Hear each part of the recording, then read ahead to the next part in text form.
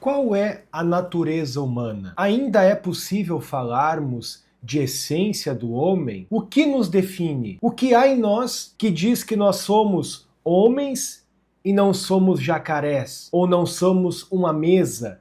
Ou não somos um avião? É algo construído? É algo subjetivo? É algo criado pela sociedade? Ou é algo que está impresso no nosso ser? Eu sou o professor William Kalinowski e no vídeo de hoje nós iremos tentar responder o que é o homem. Quid est homo? Se você gosta de antropologia, psicologia, filosofia moral e assuntos relacionados, eu já faço um convite para se inscrever no meu canal, curtir este vídeo, ativar o sino de notificações para receber mais conteúdos como estes e compartilhar com os seus conhecidos, amigos e parentes. Também, quem quiser, pode já deixar o seu comentário e me responder a essas perguntas que eu acabei de fazer na introdução de nosso vídeo. Sem mais delongas, vamos lá para a discussão. Ainda é possível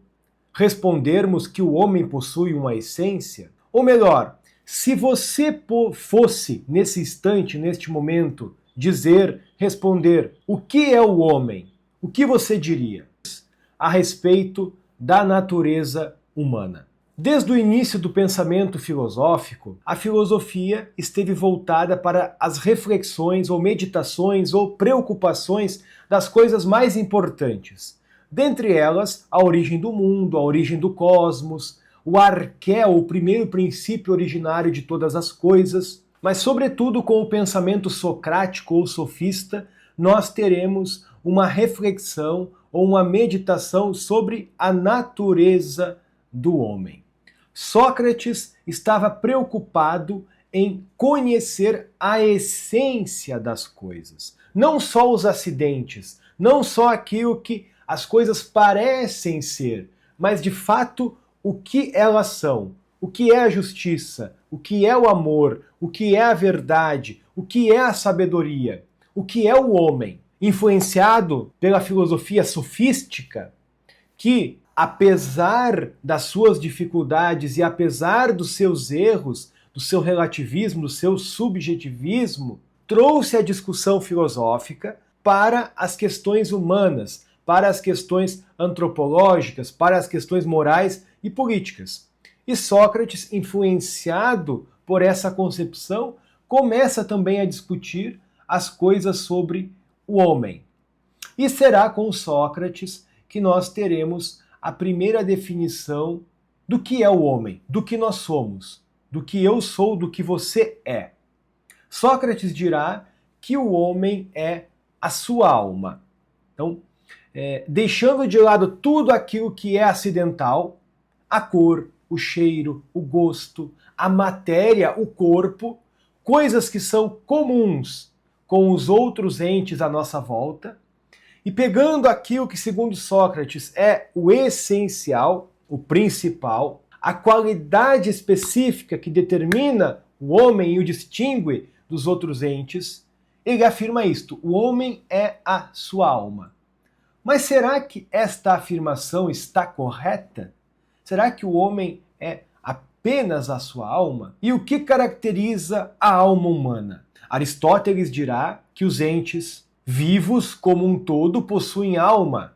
As plantas possuem alma, os animais possuem alma e o homem possui alma. Qual que é a diferença da alma humana para os demais entes?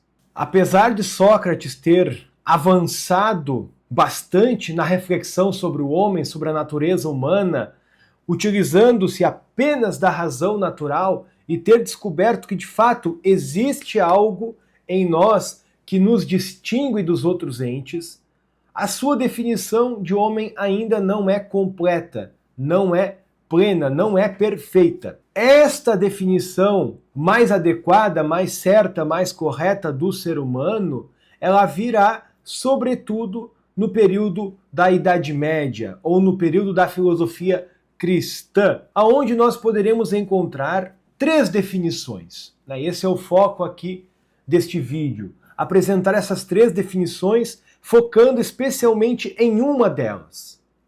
três definições.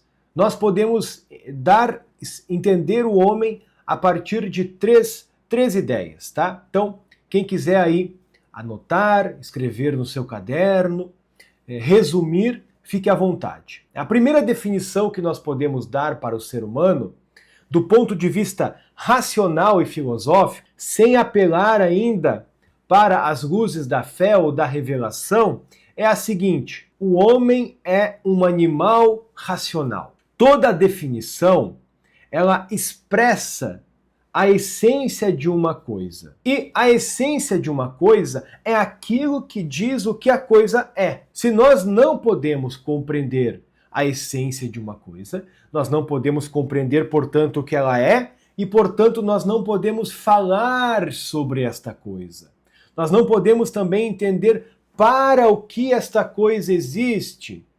E mais, se nós pensamos que a essência das coisas ela é uma projeção da nossa consciência, ou da nossa inteligência, ou dos nossos sentimentos, as coisas serão somente conforme nós sentimos ou nós pensamos. E, portanto, não haverá mais verdade, porque a essência que o João projeta para uma coisa é a essência dela conforme o que João pensa. A essência que Pedro projeta para uma coisa é conforme a essência que Pedro projeta. Portanto, não haverá mais distinção, graduação e hierarquia de saberes entre Pedro e João. Cada um possui a sua verdade, cada um descreve a essência das coisas conforme sente, pensa ou quer, e cada um, portanto, é sábio conforme a sua sabedoria. Apliquemos isso à natureza humana. Se cada um de nós projeta para nós uma essência, você não pode afirmar que o homem que o Tiago entende, conforme ele projeta, é mais ou menos homem que o Alfredo entende ou projeta para si e para os outros. E essas definições de homem ou de essência do homem podem ser bastante relativas ou bastante subjetivas e podem, inclusive, se contradizer. Alguém pode definir que o homem é um animal igual a Deus, ou o homem nem é um animal. O homem é um espírito absoluto, ato puro, onisciente, onipotente, criador de todas as coisas. Por que não? Não teremos em Feuerbach a afirmação de que Deus é uma projeção do que o homem é? Ou do que o homem pensa de si mesmo? Não teremos em Hegel a afirmação que há uma identidade entre o homem e o espírito absoluto? Se não há uma essência, uma natureza humana objetiva, por que essas concepções de homem estão equivocadas? Por que Pedro não pode pensar deste modo com relação a si mesmo? São algumas aporias que nós caímos quando nós perdemos de vista uma concepção ou uma ideia objetiva da natureza humana que se impõe a todos os homens, que atualiza a inteligência de todos os homens, que determina, especifica e que deve ser aceita de bom grado por todos os homens. Então, o conhecimento de uma essência, ele é muito importante para que nós possamos definir o que as coisas são, conhecer as coisas, já que o nosso intelecto é feito justamente para conhecer e entender as coisas, e mais do que isso, para que nós possamos também falar sobre as coisas, para que nós possamos também nos relacionar e nos entendermos uns aos outros, para que aquilo que nós estamos falando sobre as coisas possa ser compreensível de um homem para o outro. Qual é a essência do homem? Como que nós podemos definir o homem de maneira exata e precisa, independente do que nós sentimos, independente do que a sociedade A, a sociedade B ou a sociedade C pensa? O que é o homem? A primeira definição que nós podemos dar de homem é aquela que diz o seguinte: o homem é um animal racional. O homem se encontra no gênero dos animais porque ele possui corpo, porque ele possui matéria. Mas ele é um animal da espécie racional porque a sua diferença específica é justamente a racionalidade. É poder pensar, é poder conhecer para além dos sentidos, é poder, a partir de coisas conhecidas, conhecer outras não conhecidas, por meio de certo discurso, por meio de certo raciocínio, de uma verdade a outra, de uma verdade a outra. Isto é raciocinar. Ao vermos, por exemplo, este livro que está aqui em minhas mãos, ninguém precisa nos demonstrar que este livro existe. É evidente. Mas agora, o que é? De onde veio? Para onde vai? Quem o fez? Como o fez? Quais são as suas quantidades, as suas qualidades, as suas causas? Nós precisamos partir disso conhecido para o desconhecido. Isto é raciocinar. Então, o homem é um animal, raciocina, discursa, que passa de uma verdade a outra, que conhece e escolhe as coisas por meio de certo caminhar, de certo proceder, de certo avançar. Esta é a primeira definição de homem. A segunda definição de homem, e é a definição que eu gostaria de me ater aqui, ela diz o seguinte: o homem é uma substância ou um composto de substância espiritual e substância corpórea. O homem não é apenas corpo, nem apenas alma. Não é corpo apenas como pensam os materialistas, cérebro, órgãos, carne. Não. O homem é também alma. Alma espiritual, sobretudo, alma racional, como vimos na definição anterior. Se tirarmos desta definição alguma dessas partes, o homem, a definição de homem estará incompleta. Vejam, diz Santo Tomás de Aquino, no Tratado sobre o Homem da Suma Teológica, que ao definirmos o homem, nós não estamos falando desta carne e destes ossos. Não estamos falando da carne de Sócrates ou da carne de Pedro, mas estamos falando de uma carne ou uma matéria que é comum a todo e qualquer homem. Respondam, né? Por favor. Vocês conhecem algum homem que não tenha carne, que não tenha corpo, não tenha ossos? Isto é subjetivo? Isto faz parte de uma sociedade? Isso faz parte de um tempo ou de uma cultura? Ou isto é essencial a todo e qualquer homem? Faltando isto, não haveria o homem? Me respondam, isto é subjetivo? Ou isto faz parte da essência do homem? Mas só isso não basta também, concordam? Porque o cachorro também tem isto. A planta também tem isso. Este controle aqui também tem isso.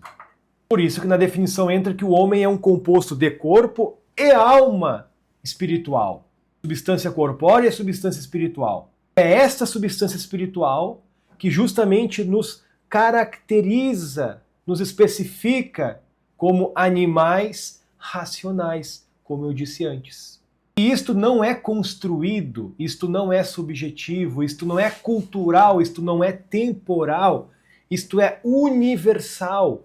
Todo homem, universalmente, seja Pedro, Tiago, Alfredo, 1500 anos atrás, daqui 1500 anos, será um composto de corpo e de alma, um composto de substância corpórea e substância espiritual.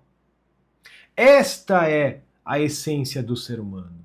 É isso que faz ele ser o que ele é, de maneira objetiva, clara. É a partir disso que ele vai realizar as suas operações. As operações vegetativas, a vida orgânica do corpo, fisiológicas, corporais, as operações sensitivas, os atos sensitivos, as operações espirituais, como pensar, conhecer, para além do que sentimos sensivelmente, para além da cor, do cheiro, do gosto. É a partir disto, desta natureza, que nós poderemos ser livres. Livres. Liberdade. Poder escolher entre uma coisa e outra. Então, meus queridos, não. A nossa essência, ela não é uma construção subjetiva. Ela não é fruto da experiência, da subjetividade de cada um de nós, ou mesmo das intenções, mas ela é algo que nos foi dada no exato momento em que nós recebemos o ato de ser. Isso quer dizer o seguinte, que, de algum modo, o ser, ele precede, sim, a essência.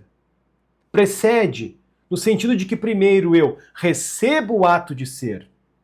Todavia, para Santo Tomás, este ato de ser já vem determinado, especificado por uma essência, que não é construída por nós, que não é criada, não é autoprojetada para nós. É recebida por nós, no exato momento em que nós recebemos o ato de ser. É por isso, inclusive, que nós podemos ser educados, formados, aperfeiçoados. De Santo Tomás que o ótimo pressupõe o perfeito. Algo tem que estar em ato, algo tem que estar atualizado.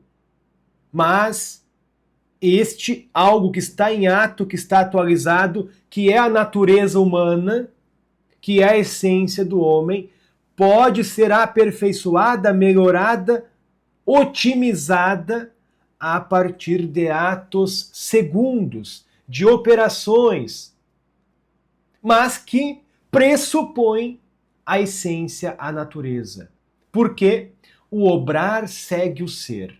O homem obra, age, realiza as suas ações conforme aquilo que ele é. E ele só pode, inclusive, ser livre porque ele tem esta essência de animal racional, composto de substância espiritual e substância corpórea. Então é assim que nós devemos pensar, meus amigos. O homem possui uma essência, quer queiramos ou não queiramos. O que a moralidade, o que nós iremos fazer com esta natureza, diz mais respeito às nossas ações voluntárias, que partem da natureza, que pressupõem a natureza, se seremos pessoas boas ou más, viciosas ou virtuosas. Isto diz respeito à moralidade dos nossos atos, o uso de nossa vontade livre. Mas só temos vontade livre e podemos utilizar dela porque somos animais racionais. Um composto de substância espiritual e substância corpórea, com inteligência e vontade, com corpo, independentemente do que possa se dizer hoje.